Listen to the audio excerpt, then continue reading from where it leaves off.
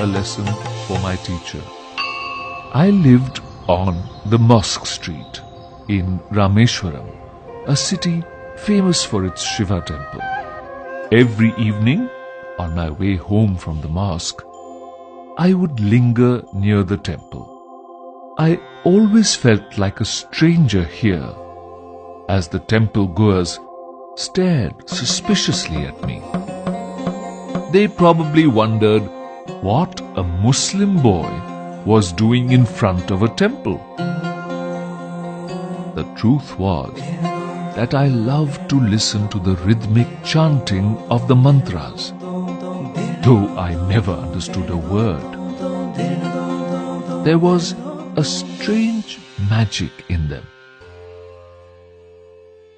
Of course, something else led me there. My best friend, Ramanath Shastri, was the son of the head priest. He sat beside his father at this hour, reciting hymns. Ram would steal a smiling glance at me from time to time. At school, Ram and I always sat together on the first bench of our classroom. We were like brothers. However, being a Hindu priest's son, he wore a sacred thread, while my white cap marked me as a Muslim. One day, when we were in the 5th standard, a new teacher came to our class. He looked strict. He went around the class, tapping his cane on his palm, and stopped before us. "You, the one in the white cap, how dare you sit beside the temple priest's son?" he shouted. "Go sit on the last bench." I felt hurt. With tears in my eyes, I picked up my books and shifted to the last row. Ram and I wept together silently after school. We thought we would not be allowed to be friends anymore.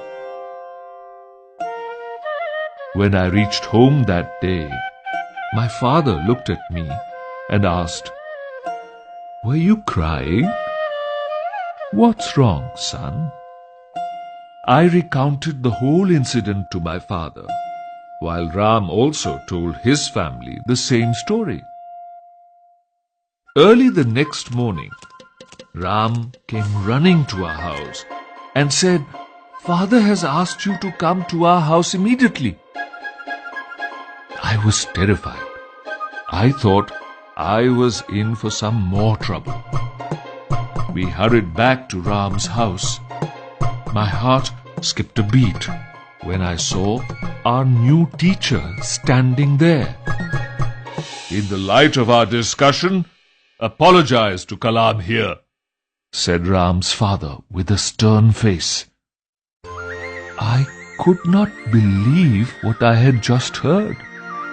The head priest was asking the teacher to apologize to me. No child is less than another in God's eyes.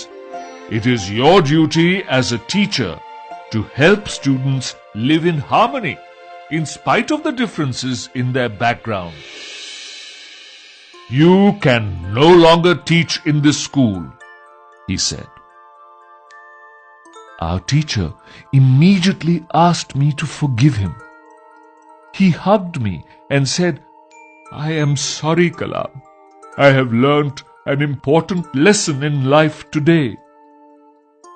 Ram's father saw that the teacher sincerely regretted his behavior and permitted him to continue teaching. From that day on, Ram and I sat together proudly on the front bench.